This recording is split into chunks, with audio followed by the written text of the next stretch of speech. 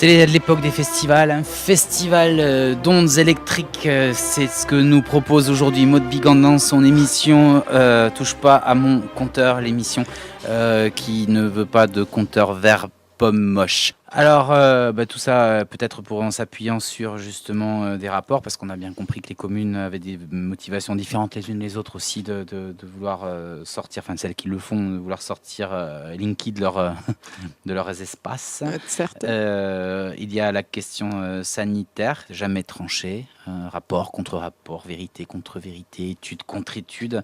Donc dernier rapport en date, celui du CSTB. Je disais la semaine dernière que ça ressemblait à un sigle de club sportif, je maintiens. Oui, bon, alors le CSTB, c'est le Centre scientifique et technique du bâtiment, dans ce contexte, et pas un club sportif.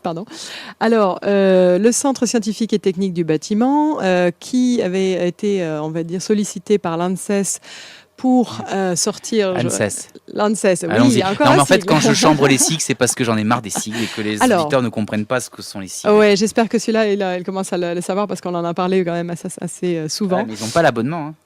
Peut-être qu'ils écoutent pas Radio L'auditeur Transparence d'aujourd'hui n'est pas forcément l'auditeur de la semaine dernière. Oui, c'est vrai.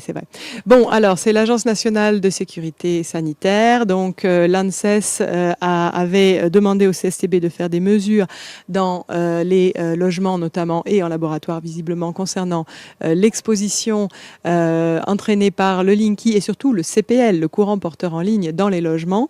Alors, juste petit historique quand même. Je répète qu'il n'y a eu aucune étude sanitaire de fait avant le déploiement de ces compteurs, que l'ANSES a été sollicité par le ministère de la Santé que parce que Priartem, association donc de défense des électrosensibles, a saisi le ministère de la Santé en demandant à ce qu'il y ait quelque chose qui soit fait en ce sens, que l'ANSES a publié en urgence en décembre 2016 une étude si on peut dire, hein, parce que en fait, ce qu'ils développent dans leur introduction notamment, c'est que il y a très peu de littérature en fait qui existe sur les effets sur la santé du CPL, courant porteur en ligne, ou des compteurs communicants en général. Donc dans la littérature scientifique. Donc en gros, on sait très peu de choses, mais qui pensent qu'il n'y aura pas de problème. Donc on est dans une position de principe et pas du tout dans une chose qui est motivée par des études sérieuses. Primo. Deuxio, donc il sortait ce rapport absolument en urgence. Je rappelle le contexte. C'est exactement le 15 décembre, donc 6 jours après que une dépêche AFP ne publie l'information concernant un jugement au niveau du tribunal d'instance de Grenoble qui obligeait l'OPAC à démonter un compteur à eau communicant du logement d'une électrosensible et qui interdisait la pose d'un compteur GASPA ou d'un compteur Linky dans ce logement.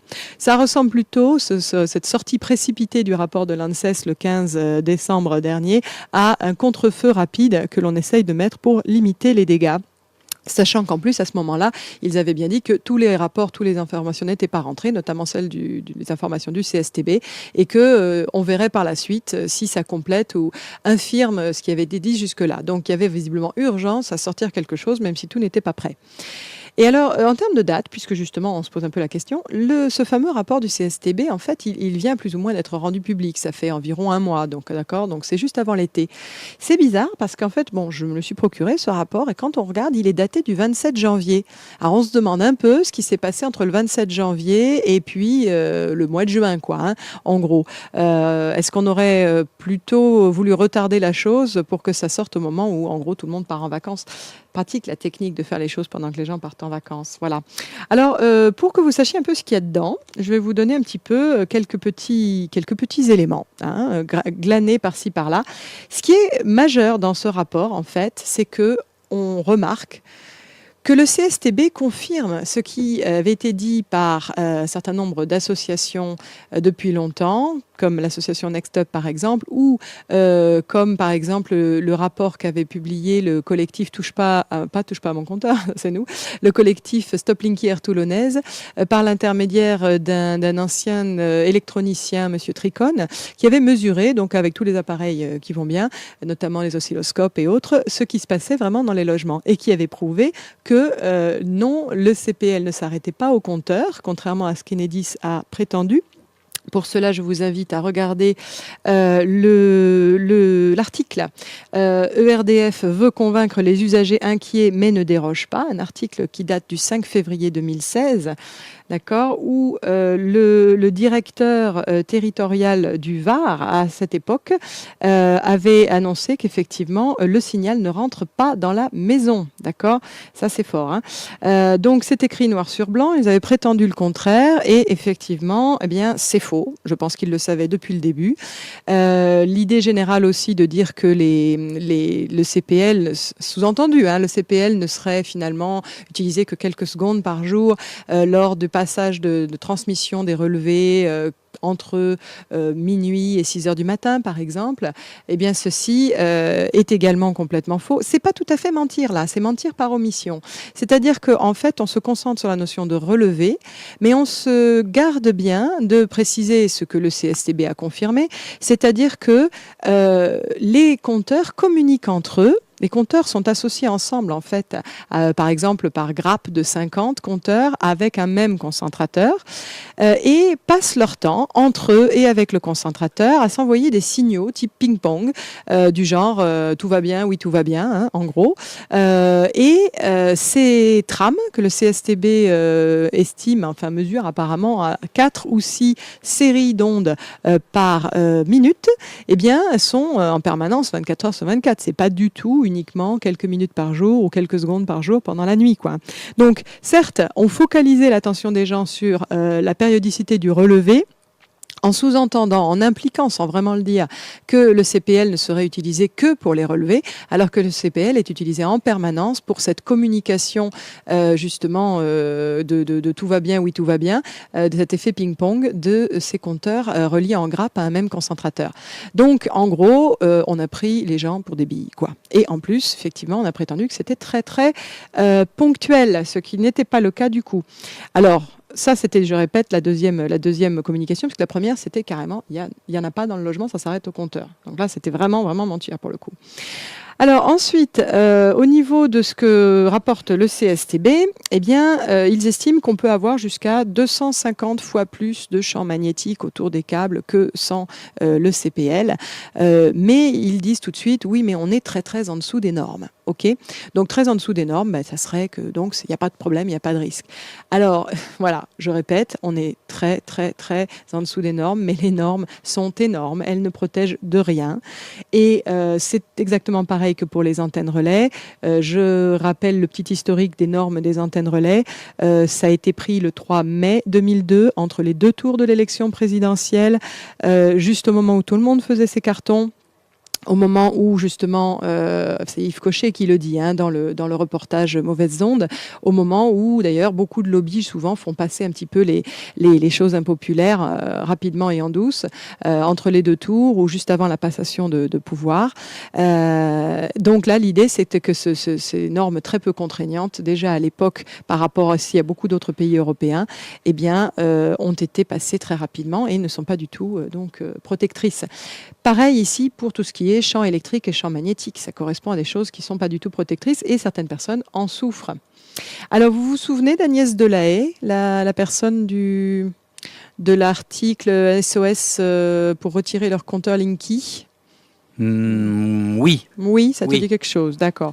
Alors le principe de ça, c'est que cette dame, donc je répète, de Libourne, qui a été obligée de vivre dans son camping-car rapidement avec une partie de sa famille ou sa famille au complet, je ne sais plus, dès que le compteur a été installé, je l'ai eu au téléphone hier en fait. Voilà, donc elle m'a donné des renseignements complémentaires. Voilà, ça montre qu'effectivement, vous avez les normes. D'accord. Et vous avez la réalité, en gros. Donc, il serait temps qu'on prenne un peu en compte l'épidémiologie et pas uniquement ce qui est écrit sur le papier pour dire, mais regardez, on est protégé. Alors voilà, donc elle est revenue sur les fourmillements, les insomnies, les maux de tête terribles, les maux de ventre qu'elle avait eus. Elle a expliqué que c'était dès le premier jour, en fait. Dès le premier jour, dès le premier soir, elle s'est sentie mal. Elle n'a pas dormi. Ce qui est assez étonnant, en fait, c'est que quand elle partait au travail où il n'y avait pas le CPL, eh bien, elle était était bien, et dès qu'elle rentrait le midi, même le midi déjà, instantanément, elle se sentait pas bien. Elle mangeait pas, voilà, elle avait vraiment elle était très très affectée. Alors elle m'a expliqué quand même qu'ils avaient 2 antennes de téléphonie mobile à 100 mètres. Donc il est probable qu'il y avait déjà une sorte de terrain un petit peu plus de fragilisation, mais qu'effectivement ça a été la goutte d'eau, en tout cas pour elle. Et sa sensibilité a été accrue parce que, alors qu'elle supportait très bien son téléphone portable avant, là, le portable, eh bien, a été lui donner des fourmillements.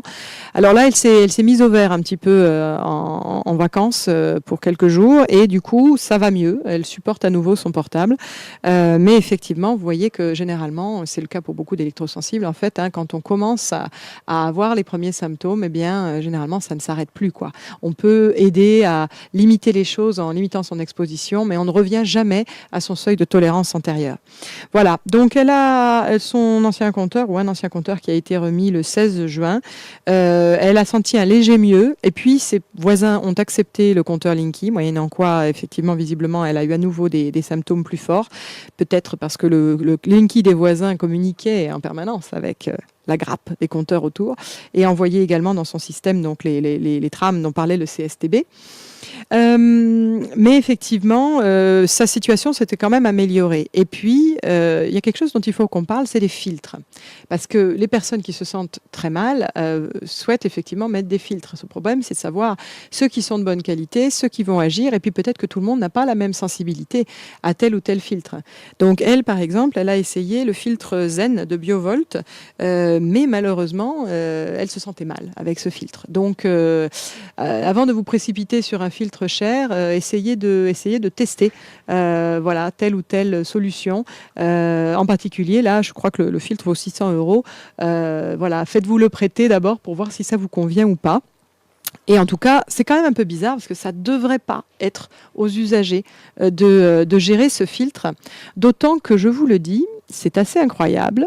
J'avoue que j'en suis tombée à la renverse quasiment. Oui, le suspense est insoutenable.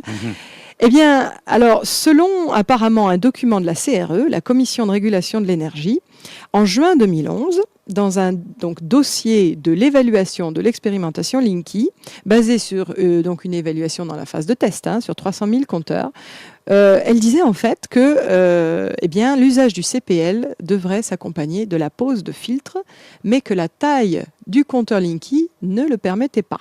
Je vous cite exactement la chose. Page 28 donc, de ce dossier de la Commission de régulation de l'énergie concernant la transmission, la TIC, la télérelève, la téléinformation client. Alors je cite, la transmission des données de la TIC, téléinformation client, par CPL, qui éviterait la mise en place d'une liaison filaire ou d'un module radio, nécessiterait de mettre en place un filtre dans le compteur, quelle que soit la technologie CPL utilisée. Or, actuellement, ce type de filtre ne peut pas tenir dans le volume imposé par le compteur. Donc soyons clairs, on savait déjà qu'il faudrait un filtre, d'autant qu'en plus, c'est assez bizarre, mais vous savez qu'il y a des gens qui ont le CPL chez eux depuis quelques années. CPL de type transmission d'Internet par les prises de courant plutôt que par le câble téléphone, par exemple. Eh bien, ces gens-là, ERDF à l'époque, donc Enedis maintenant, les obligeait à avoir des filtres pour que leur CPL maison ne pollue pas le reste du circuit basse tension. Et là, c'est le contraire en fait. On envoie le CPL partout et on s'assoit sur les filtres. Pour des questions de coût, certainement, pour des questions visiblement de design du compteur en termes de dimension également. Donc, c'est aux gens, en gros, de payer les pots cassés. Voilà. Et effectivement, il faut quand même signaler aussi que la pollution électrique ambiante de la majorité de la population augmente parce qu'il y avait ce qu'on appelait des circuits bouchons au niveau des différents éléments du réseau basse tension, en particulier transformateurs, etc. Et ces circuits bouchons, eh bien, qui filtraient la pollution électrique ambiante en général, ils ont été retirés pour permettre le passage du CPL. Donc, de toute façon, cette fameuse pollution électrique, ce bruit sur la ligne, cette friture sur la ligne, on peut dire, en plus du CPL, a augmenté chez tout le monde. Voilà. D'accord.